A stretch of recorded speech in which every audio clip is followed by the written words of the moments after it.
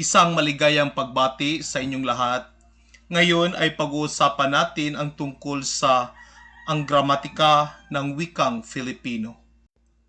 Walang katotohanan ang isang puna na nagsasabing mababa ang katayuan ng gramatika ng ibang wika. Hanggat na ipapahayag ng mga tagapagsalita ng isang wika ang anumang gusto nilang ipahayag, hindi pwedeng sabihing mababa ang gramatika ng kanilang wika. Kung sapat na natutugunan ng kanilang wika ang kinakailangan nila sa pakikihalubilo sa loob ng kanilang kulturang kinabibilangan, hindi pwedeng sabihing mababa ang gramatika ng wika nila. Kaugnay nito, mahalagang maintindihan na lahat ng wika ay may gramatika at ito'y binubuo ng ponolohiya, morpolohiya, syntax at semantics. Lahat ng wika ay mayroon nito. Kaya bilang tagapagsalita o speaker ng isang wika, alam natin kung paano bigkasin ang mga tunog at mga salita ng ating wika. Alam din nating bumuo ng mga salita at mga pangungusap at pati mga iba't ibang interpretasyon ng mga ito.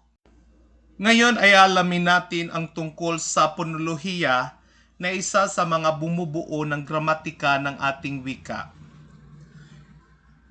Dapat malaman ang ponolohiya o palatunugan ng wika sa pag-aaral ng wikang Filipino. Dahil dito nakasalalay ang wastong paggamit ng mga ponemang nagtataglay ng sariling tunog at bigkas. Ang ponolohiya ay tungkol sa pagpapattern o kombinasyon ng mga tunog sa loob ng isang wika. Sa pagsasalita ay mayroong tatlong salik na kinakailangan para makapagsalita ang isang tao. Ito ay ang enerhiya, artikulador at resonador. Ang pagsasama ng tatlong salik na ito ang lumilikha ng alon ng tunog. Ang hangin ang siyang nagiging medium o pahatira ng mga alon ng tunog na naririnig natin. Enerhiya naman ang gumagawa ng puwersa o presyon na nagpapalabas ng hininga mula sa baga na siya namang nagpapagalaw sa mga babagtingang pantinig na nagsisilbing artikulador. Ang tunog na galing dito ay minomodifika ng bibig na gumaganap bilang palatunugan o resonador. Tinuturing na mga resonador ang bibig at ang guwang ng ilong upang makabigkas na makabuluhang tunog. Pinagagana ang apat na mahalagang bahagi ng bibig tulad ng dila at panga, ngipin at labi, matigas na ngalangala at malambot na ngalangala. May tinatawag tayo mga tunog sa Filipino. May kaugnayan ang wikang Filipino sa Malayo-Polinesyo. Si Dr. Richard Pittman, isang lingwistikong Amerikano ang nagsabi na ang katangiang pamponetiko ng Tagalog ay higit kaysa Espanyol at Ingles. Quoted, La Chica 2000. Ang Tagalog ay may maraming titik at pantig na may kaukulang tunog at bigkas, samantalang hindi lahat ng titik at pantig ay binibigkas sa Ingles. Sa Tagalog, kung paano binibigkas ang salita ay siya ring baybay, at kung paano binabaybay ay siya ring bigkas. Kaya, bahagi sa pag-aaral ng wika ang mga tunog. Ang mga salita sa Filipino tulad din ng ibang wika ay maaaring hatiin ayon sa tunog na gaya ng tunog ponetiko. Ponetiko ang maagham na paglikha ng tunog sa pagsasalita. Galing ang salitang ponetiko sa salitang Griegong phonetikos na nangangahulugan na bibigkasin pa lamang. Hiniram natin sa Ingles ang salitang phone o tunog, plastic at alinsunod sa tuntunin ng pagbigkas. Tulad sa ponetikong baybay at pag-aasimila sa wikang Filipino, tinatawag natin itong ponetika o ponetiko at tinutumbasan ng salitang palatinigan. Saklaw sa pag-aaral ng ponetiko ang galaw at pamamaraan ng bahagi ng bibig ng tao kung paano isinasagawa ang pagpapalabas ng tunog sa pagsasalita. Pinag-aaralan din sa politiko ang wastong pagbigkas at kung paano nalilikha ang tunog. Pero mas higit na maunawaan ang mga politikong tunog kung gagamitan ng notasyon. Ang notasyon ang paraan ng paggamit ng simbolo upang kumatawan sa salita at parirala.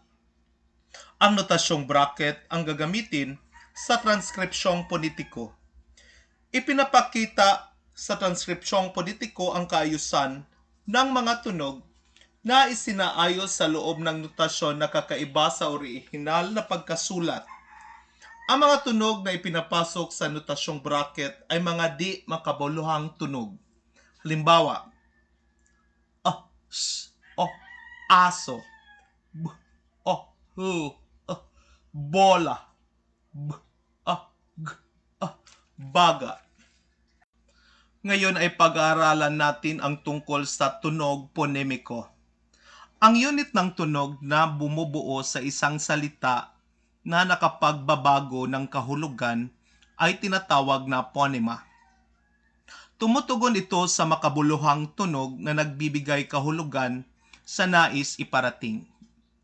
Ang salitang ponema ay galing sa salitang Griegong phonema, ang makatuturang tunog at ng phon na nangangahulugan ng salitang tinig o boses na naasimila sa wikang Filipino bilang ponema.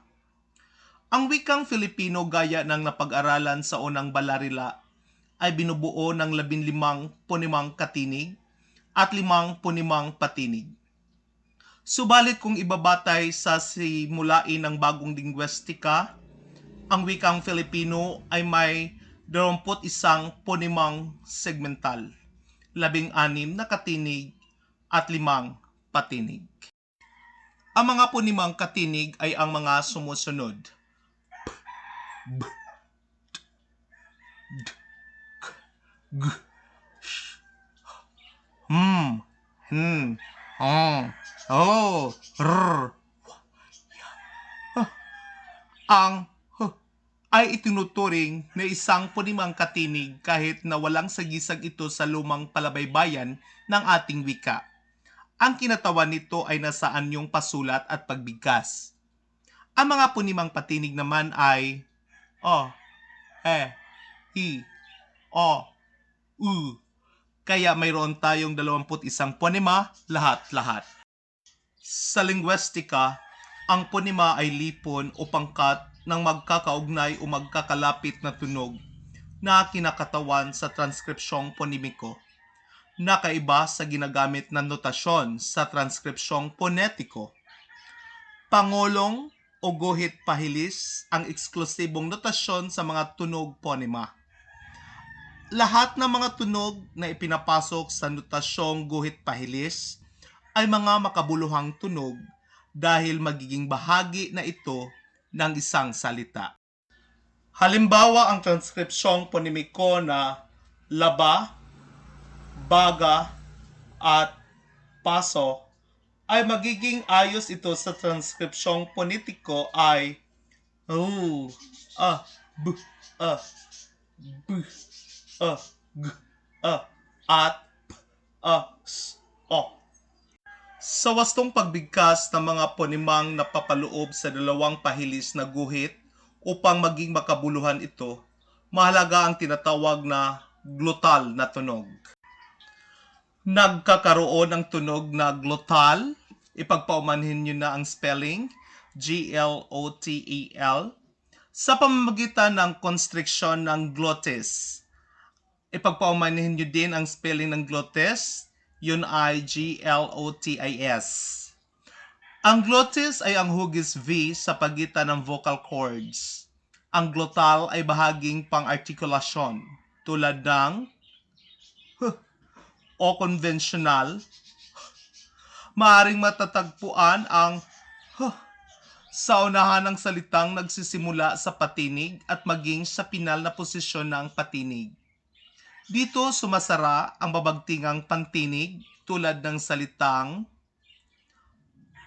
paso na nangangahulugang bagay na yari sa porselana o luwad na pinagtatamnan ng bulaklak. Magkakaroon pa rin ng ibang kahulugan ang salita kapag lalagyan ng simbolong tutuldok tulad ng paso na nangangahulugang nadikitan ng apoy o anumang mainit na bagay. Ang ay ginagamit lamang sa hulihan ng salita na nagtatapos sa patinig. Nakabukas ang babagtingang pantinig kapag ito'y binibigkas.